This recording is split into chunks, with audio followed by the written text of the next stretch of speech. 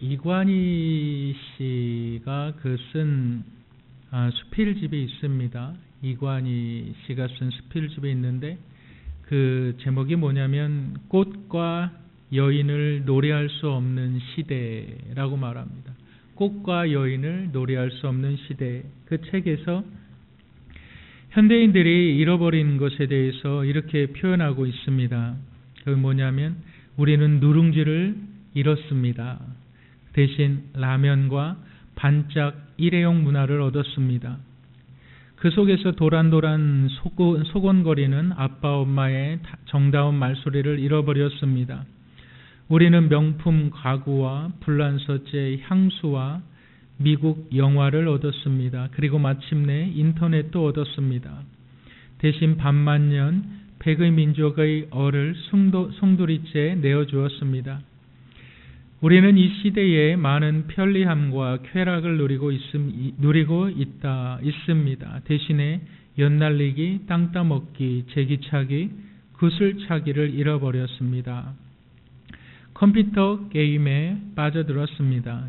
푸른 들판과 개구리 소년들과 메뚜기 떼들을 잃은 대신에 골프장과 산성비와 환경공해라는 세기말의 공룡을 얻었습니다. 이렇게 말하고 있어요. 그리고 그는 그의 책을 마무리하면서 이렇게 외칩니다. 사람답게 살고 싶다. 한번 따라 하실까요? 사람답게 살고 싶다. 잃어버렸습니다. 여러분, 우리 가운데 잃어버린 것이 있지 않습니까? 여러분, 무엇을 잃어버렸습니까? 건강을 잃어버린 분들도 계시고, 가족을 잃어버린 분들도 계시고, 어떠한 사람과 사람과의 그 관계를 잃어버린 분들도 계실 것입니다. 오늘 본문은 내가 잃어버린 것에 대해서 하나님께서 회복하신다. 하나님께서 그 잃어버린 것을 어떻게 회복하시는가? 거기에 대한 말씀입니다. 오늘 증거되어지는 하나님의 말씀으로 저와 여러분들이 무언가를 잃어버렸다면 그것을 회복하는 시간이 되시기를 주님의 이름으로 축복합니다. 첫 번째로 우리가 잃어버린 것을 회복하기 위해서는 말씀을 올바로 받아야만 합니다. 우리 한번 따라 하시겠습니다. 말씀을 올바로 받아야 한다. 우리 한번 마가복음 9장 9절부터 10절까지 우리 한번 다 같이 읽어보실까요? 다 같이 읽겠습니다. 시작. 그들이 산에서 내려올 때에 예수께서 경고하시되 인자가 죽은 자 가운데서 살아날 때까지는 본 것을 아무에게도 이르지 말라 하시니. 10절 읽겠습니다. 시작. 그들이 이 말씀을 마음에 두며 서로 문의하되 죽은 자 가운데서 살아나는 것이 무엇일까 하고. 여러분, 우리가 다 아시다시피 예수님께서 이제 베드로와 야고보와 요한을 데리고 이제 변화산으로 가셔서 변형되신 사건입니다. 그 변형되신 사건을 뭐라 그러냐면 하나님의 영광, 하나님의 나라의 권능이 임했다. 예수님께서 그렇게 변형이 되신 사건을 우리가 지난주에 보았습니다. 그리고 나서 예수님께서는 제자들에게 이렇게 명령하십니다. 이 사실을 아무에게도 예수께서 죽은 자 가운데서 살아날 것을 예수님께서 죽은 자 가운데서 살아날 때까지는 본 것을 아무에게도 이르지 말라. 그리고 제자들은 이 예수님의 말씀을 그들의 마음에 두었다라고 말합니다. 마음에 둔다라는 이 헬라 원뜻에 보면은 뭐라 그러냐면 굳게 지켰다, 굳게 지닌다라는 뜻이에요. 그러니까는 제자들이 예수님께서 항구하라고 하신 말씀을 분명히 지켰다. 그리고 제자들이 이야기를 나누는 거예요. 그 이야기가 뭐냐면 죽은 자 가운데서 살아나는 것이 무엇일까? 여러분, 죽은 자 가운데서 살아난다. 제자들이 이것이 무슨 내용이냐 서로 의논을 했다는 거예요. 다시 얘기하면 죽은 자 가운데서 살아나는 것은 부활을 이야기하는 겁니다. 당연히 예수님의 부활을 이야기하는 거죠. 정말 제자들이 부활이라는 것이 뭔지 몰랐을까요? 우리 한번 다니엘서 12장 2절 우리 한번 다 같이 읽겠습니다. 시작. 땅의 티끌 가운데에서 자는 자 중에서 많은 사람이 깨어나 영생을 받는 자도 있겠고 수치를 당하여서 영원히 부끄러움을 당할 자도 있을 것이며 BC 6세기경에 쓰여진 다니엘서에서 분명히 유대인들은 부활이 무언가 부활은 영생을 받을 자도 있겠고 티끌은 뭘 말합니까? 땅의 먼지를 말하거든요. 그리고 이 티끌 가운데에서 자는 자 중에서 다시 얘기하면 모든 사람들의 육체의 생명이 끝난다. 그 가운데 끝남으로 말미암아 영생을 받을 자도 있겠고 영원히 부끄러움을 당할 자도 있을 것이다. 유대인들은 분명히 부활의 사건을 알고 있었어요. 그렇다면 베드로와 야고보와 요한은 또한 그의 제자들은 이 부활의 사건을 알지 못했을까요? 분명히 알고 있었습니다. 분명히 알고 있었는데 예수님께서 부활하실 것을 제자들에게 말씀하시니까 제자들이 서로 의논을 합니다. 야, 저게 과연 무슨 말이냐? 야, 저게 도대체 무슨 말이냐? 바로 그 얘기입니다. 여러분, 예수님께서 이 부활의 사건을 말씀하시면서 이 제자들에게 이렇게 얘기합니다. 내가 죽고 나서 다시 살아나기까지는 아무한테도 이 얘기를 해서는 안 된다. 여러분, 이 말씀의 의미가 뭐냐면 제자들은 분명히 부활에 대해서 알고 있었습니다. 죽은 자가 다시 살아날 것이야. 죽은 자가 분명히 다시 살아날 것이야. 어떤 사람들은 영원히 멸망받을 그 지옥의 장소에서, 또 어떤 사람들은 영원히 하나님과 함께 영생의 장소에서 분명히 부활될 거야. 제자들은 분명히 알고 있었고 유대인들도 그것을 분명히 알고 있었습니다. 그런데 그들이 아는 부활에는 십자가가 없었습니다. 그들이 아는 부활에는 예수 그리스도께서 짊어져야 되는 십자가 사건이 없었습니다. 다시 얘기하면 예수 그리스도께서 말씀하신 부활의 사건에는 내가 죽어야 부활한다. 이 부활과 제자들이 생각했던 부활과는 완전히 다른 거였습니다. 내가 교회를 잘 다니고 내가 신앙생활을 열심히 하고 내가 하나님 앞에 예배를 잘 드리면 나는 부활할 거야. 영원히 하나님과 함께 살 거야. 그들은 그렇게 생각했다는 거죠. 그런데 예수님의 부활은 그것이 아니었습니다. 예수님의 부활은 십자가를 짊어지고 죽는 것이었습니다. 십자가가 없으면 하나님의 권능의 영광인 부활이 없다는 것이었습니다. 제자들이 그것을 이해를 못한 거예요. 예수님이 부활을 말씀하세요. 이 제자들이 부활을 알고 있어요. 근데 예수님이 말씀하시는 부활, 예수님이 죽어야 된대. 그분이 나를 위해서 죽어야 된대. 그가 말씀하시는 것을 알았어요. 알아듣겠어요. 말로는 알아듣겠어요. 말로는 예수님이 뭘 말하는지, 예수님이 십자가를 지신대. 예수님이 나를 위해서 죽으셨대. 말로는 제자들이 알아듣는 겁니다. 알겠다는 거예요. 그런데 그 십자가의 처참한 광경과 그 십자가의 죽음을 보기까지는 모르는 거예요. 십자가를 경험해 보기 전까지는 십자가의 의미를 모르는 거예요. 여러분, 제자들이 이 예수님의 말씀이 이해가 되어지지 않았던 겁니다. 왜요? 그들은 십자가를 짊어질 생각이 전혀 없었기 때문에. 왜요? 그들은 전혀 예수님의 십자가의 사건이 어마어마한 고난과 고통이라는 것을 그들은 알고 싶지 않았기 때문에 서로 의논하는 거예요. 하나님의 말씀을 깨닫지 못하는 거예요. 여러분, 오직 성경만이 우리의 신앙과 행위의 궁극적인 목적이 되며 권위가 된다는 사실을 믿으시길 바랍니다. 성경은 하나님의 영감으로 기록된 책이라는 거예요. 다시 얘기하면 내 삶에 잃어버린 부분들이 뭔가, 내 삶이 왜 어긋나 있는가. 다른 상담가에게 가서 물어봅니다. 내 삶이 무엇이 삐뚤어졌습니다. 나는 가족관계가 이렇게 잘못되어져 있습니다. 나는 내 마음은 전혀 그렇지 않는데 내 삶의 문제가 뭔지 모르겠습니다. 병원을 찾아가 보기도 하고 다른 똑똑한 사람들의 경험을 들어보기도 합니다. 여러분, 그런데 오직 성경만이 우리의 신앙과 행위의 궁극적인 기준이 된다라는 말씀이에요. 그러니까 성경을 다른 말로 얘기하면 캐논이라고 말해요. 캐논이라는 것은 자라는 뜻입니다. 자, 정확하게 잴 수 있는 자. 이게 성경의 또 다른 말이에요. 여러분, 이 성경을 통해서 우리의 삶이 무엇이 어긋나 있는지, 뭐가 삐뚤어져 있는지 그것을 봐야 된다는 거예요.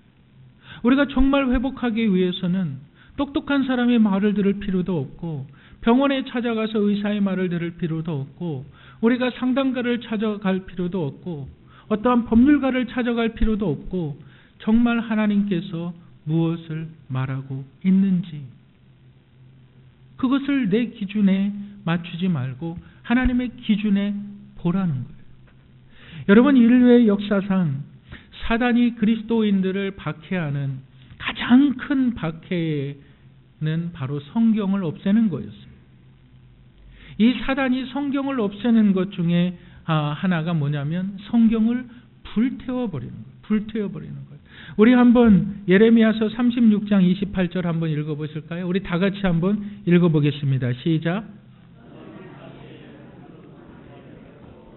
유다 왕 여호야김 왕이 저 두루마리의 모든 말을 기록하고 구약 시대에서부터 오늘날에 이르기까지, 오늘날 현재 프레젠트 타임 지금까지 하나님께서 기록되어진 이 성경을 사단이 가장 무서워하는 거예요.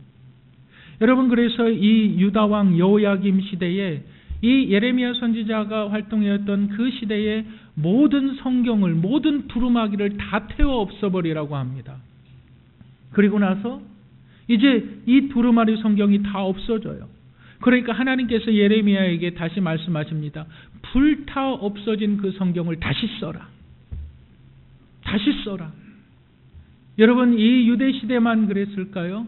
여러분, 그리스 헬레니즘 문화 가운데에서는 로마의 수 없는 황제들이 이 성경을 다 불태워 없앴습니다.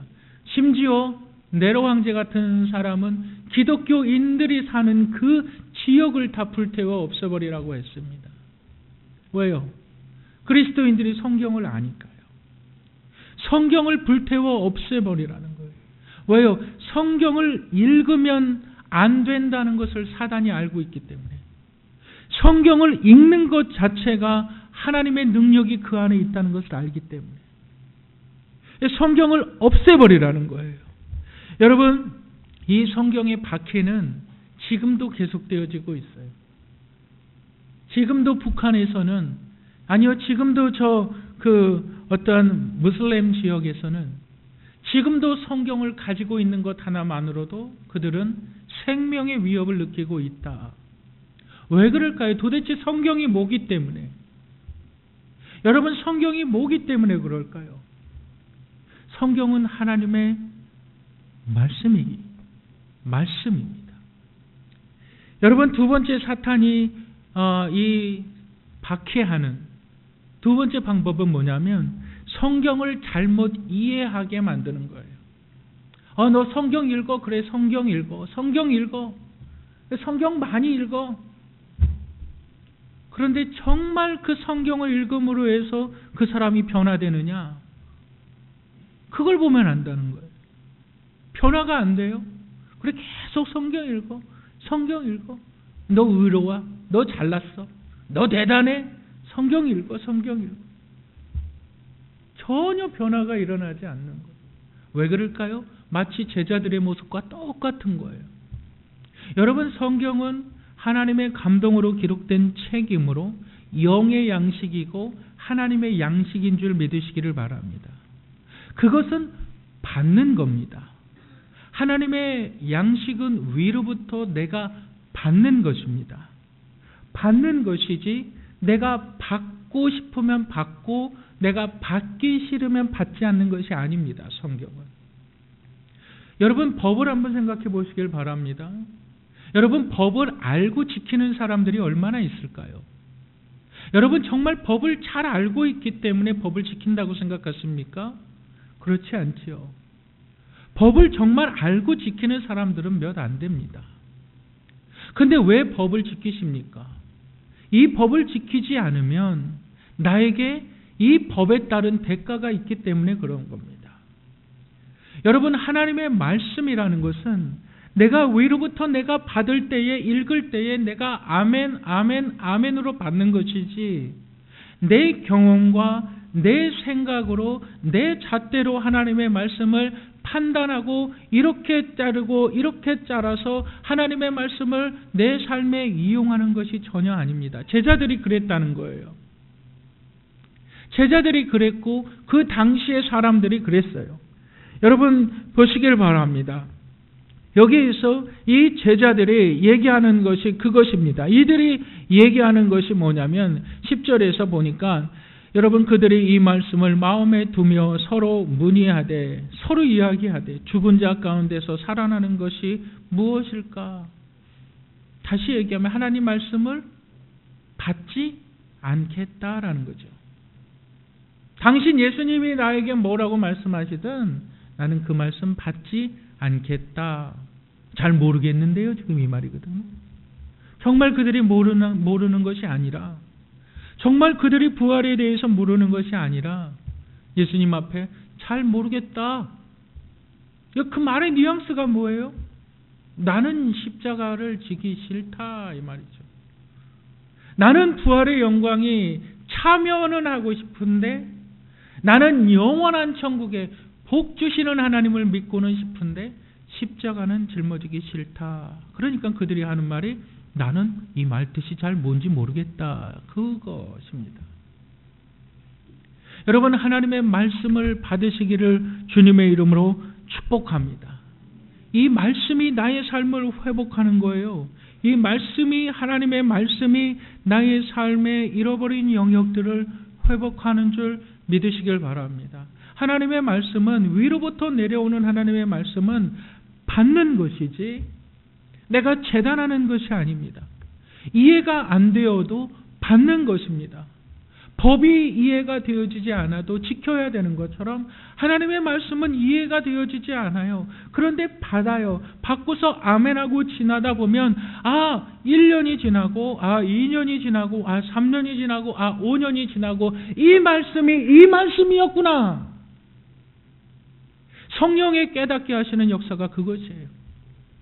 하나님의 말씀을 읽고 받을 때에 그들의 마음이 뜨거워지지 않았느냐? 이 말씀이 이 말씀이구나. 깨달은 거예요. 우리가 주일날 하나님의 말씀을 전하고 우리가 하나님의 말씀을 듣지만 이것이 지금 깨달아지는 사람들도 있고, 아니요, 정말 극심한 어려움 가운데 깨닫는 사람들도 있고, 아니면 정말 몇 년 후에 깨닫는 사람들도 있습니다. 깨닫게 하시는 이는 성령님이시기 때문에 하나님의 말씀은 받는 거예요. 받는 거지. 하나님의 말씀은 내가 취사 선택해서 이것은 아멘으로 받고 이것은 싫고. 제자들이 그렇다는 거예요. 제자들이. 예수님을 따르는 제자들이. 내가 부활의 영광에 참여하고는 싶은데 예수님의 십자가는 알겠는데 그 수치를 내가 당하기는 싫고, 이 부활의 영광에는 참여하고 싶은데 예수님의 그 고난에는 동참하기 싫으니까 저게 무슨 말이냐. 모르겠다는 거죠. I don't care. 나 상관없어. 모르겠다. 여러분, 하나님의 말씀을 받으시는 분들이 되시기를 주님의 이름으로 축복합니다. 두 번째로, 우리의 삶에 잃어버린 것들을 회복하기 위해서는 회복의 믿음을 가져야 합니다. 따라 하시겠습니다. 회복의 믿음을 가집시다. 우리 마가복음 9장 12절 한번 읽어보실까요? 다 같이 읽겠습니다. 시작. 모든 것을 회복하거니와 어찌 인자에 대하여 기록하기를 많은 고난을 받고 멸시를 당하리라 하였느냐. 우리 13절 읽겠습니다. 시작. 그러나 내가 너희에게 이르노니 엘리야가 왔으되 기록된 바와 같이 사람들이 함부로 대우하였느니라 하시니라. 제자들이 예수님이 말씀하시는 저 부활이 뭐냐 몰라요. 모르는 척합니다. 그리고 나서 12절에 뭐라고 얘기하냐면 11절에 먼저 우리가 한번 제가 좀 보겠습니다. 11절에 보면은 서기관들이 이에 예수께 묻자와 이르되, 제자들이 묻는 거예요. 예수님께. 예수님, 서기관들은 엘리야가 먼저 와야 하지 않습니까? 엘리야가 먼저 온 다음에 메시아가 와야 된다고 서기관들은 말하지 않습니까? 여기서 서기관들이라는 것은 유대인들의 선생이에요. 다시 얘기하면 지식을 담당한 사람들이에요. 이들은 굉장한 지식인들로서 유대인들의 경전인 도라를 해석할 뿐만이 아니라 이 구약의 말씀들을 해석해서 그것을 사람들에게 알려주고 깨닫게 해주는 역할을 이 서기관들이 했던 거예요. 그런데 이 서기관들이 했던 내용이 뭐냐면, 정말 메시아가 온다면 그 전에 엘리야와 같은 사람이 먼저 와야 된다라는 거였어요. 그렇다면 이 제자들이 예수님의 십자가와 부활에 대해서 얘기를 들었을 때에 이 제자들이 궁금한 건, 그렇다면 엘리야는 누구냐? 예수님이 정말 메시아라면 이 제자들의 뉘앙스를 아시겠습니까? 메시아를 앞에 두고도 메시아를 인정하지 않는 거죠.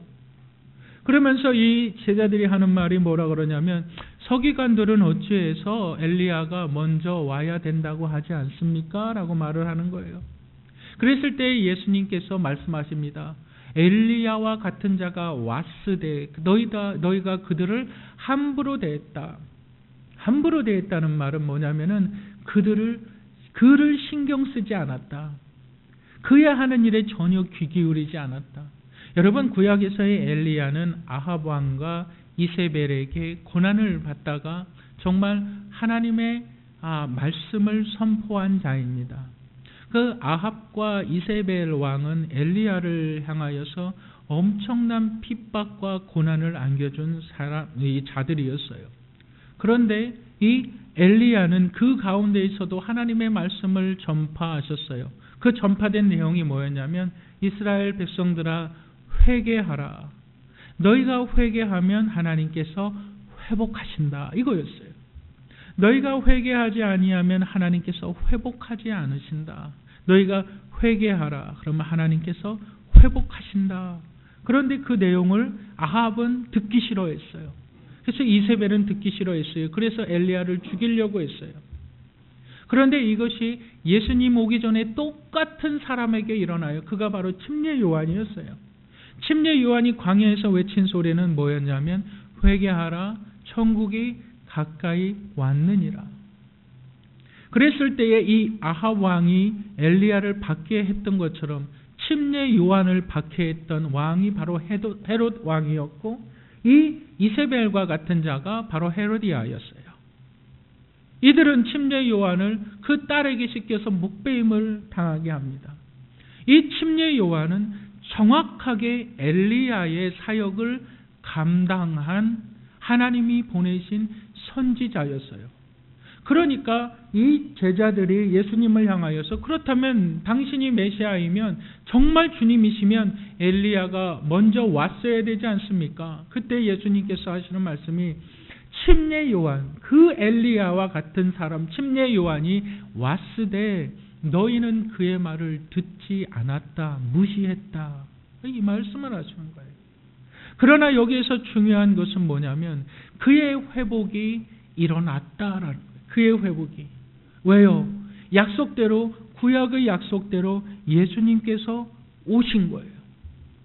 그리고 예수님께서 오셔서 정말 이제는 하나님의 방법대로 그 십자가를 지시기로 예수님께서 결정하시고 그 길을 가신다는 거예요. 여러분, 이 약속의 하나님, 자신이 말한 것을 실현치 아니하고 이 약속을 성취하시는 예수 그리스도, 여러분, 이 예수 그리스도를 우리가 믿는다면 이 예수 그리스도 안에 회복이 있는 줄 믿으시기를 주님의 이름으로 축복합니다. 여러분, 십자가는 죄인을 상징합니다. 십자가는 형벌이에요. 여러분, 하나님께서, 우리가 창세기를 보면 하나님께서 인간들을 창조하시고 너무나 좋았다, 너무나 아름답게 창조하였다고 이렇게 말씀하고 있습니다. 그런데 오늘날의 사람들이 그 하나님의 아름다운 창조물을 갖다가 그들의 인생을 갖다가 오늘날의 사람들은 이렇게 얘기합니다. 제발 나 좀 사람처럼 살고 싶다. 제발 나는 좀 사람답게 살고 싶다. 하나님이 그렇게 아름답게 창조한 인간인데 그 인간들을 창조한 하나님 너무나 기분이 좋고 너무나 흡족해 하셨는데 그 인간들이 삶을 살아가면서 내뱉는 고백은 나는 제발 좀 사람처럼 살고 싶다. 그 사이에 무엇이 있느냐? 바로 죄라는 것이 있는 거예요. 이 죄는 하나님과 나 사이에 간격을 만들고 이것을 벌려놓기 시작합니다. 하나님으로부터 죄를 지은 아담이 하나님 앞에 멀어집니다. 그리고 나서 그가 하나님의 낯을 두려워하여 숨어버립니다. 하나님께서 그를 찾아서 헤매십니다. 하나님께서 모르셨을까요? 아담이 어디에 있는지? 아담아, 네가 어디에 있느냐? 내가 벗었으므로 부끄러워하여 숨었나이다. 하나님이 그를 찾아서 어떻게 합니까? 마르지 아니하는 짐승 옷을 입혀주십니다. 여러분, 그것이 회복이에요. 짐승의 옷은 무엇을 예표하냐면 예수 그리스도의 십자가를 예표하는 거예요. 예수 그리스도의 십자가의 은혜.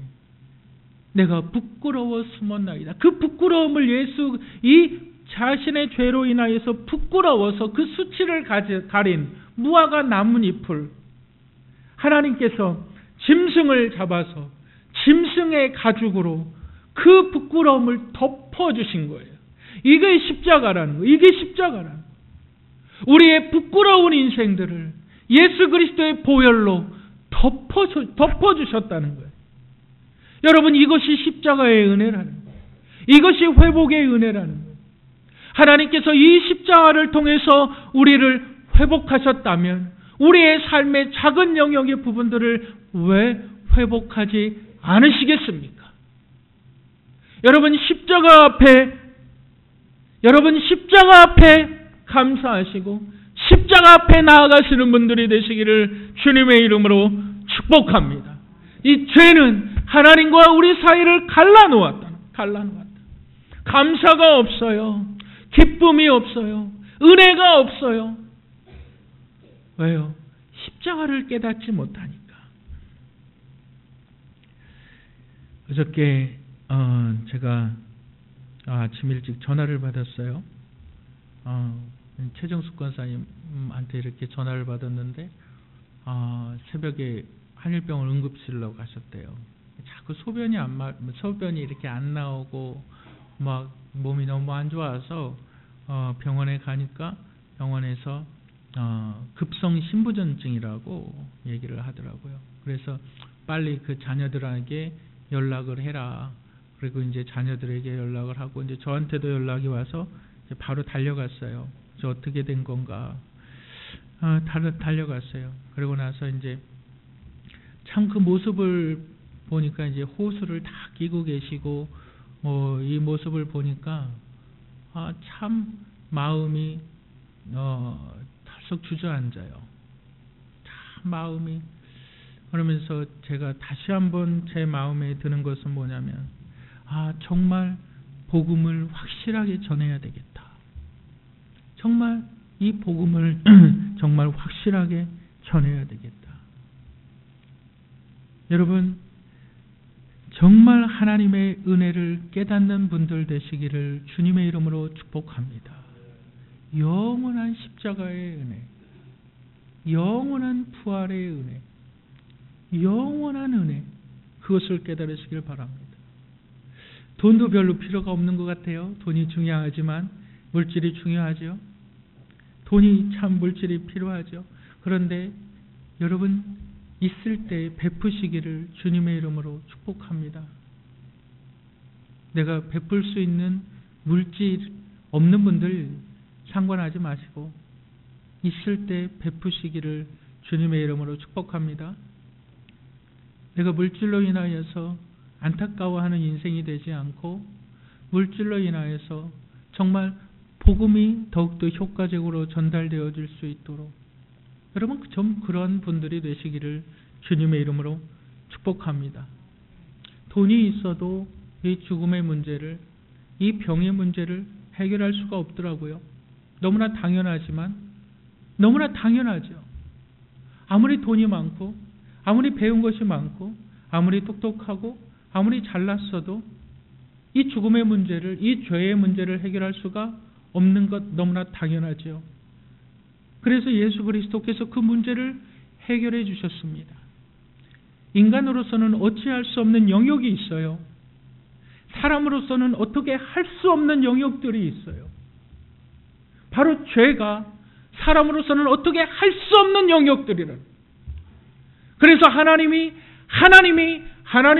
공의로 하나님이신 죄가 없으신 예수님을 이 땅에 보내셔서 그를 죽게 하심으로 말미암아 하나님 입장에서는 하나님의 공의를 완전하게 이루어내시고 인간들을 향하여서는 죄인을 그 죄를 덮어주심으로 말미암아 의를 삼아주신 그 하나님의 은혜, 그걸 십자가를 짊어지기 전에는 깨닫지 못한다는 거예요. 다시 얘기하면 죽음의 문턱에 다다르지 않으면 깨닫지 못한다. 이 말씀인 거예요. 이 말씀. 정말 하나님의 은혜로 살아가시는 분들이 되시기를 주님의 이름으로 축복합니다.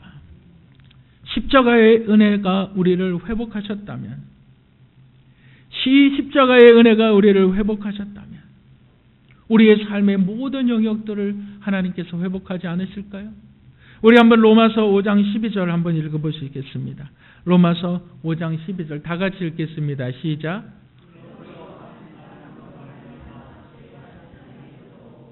죄로 말미암아 사망이 들어왔나니 이와 같이 모든 사람이 죄를 지었으므로 사망이 모든 사람에게 이르렀느니라. 사망이 모든 사람에게 이르렀느니라. 이 말씀이 우리 가운데 은혜가 되시기를, 사망이 모든 사람 가운데 이르렀느니라.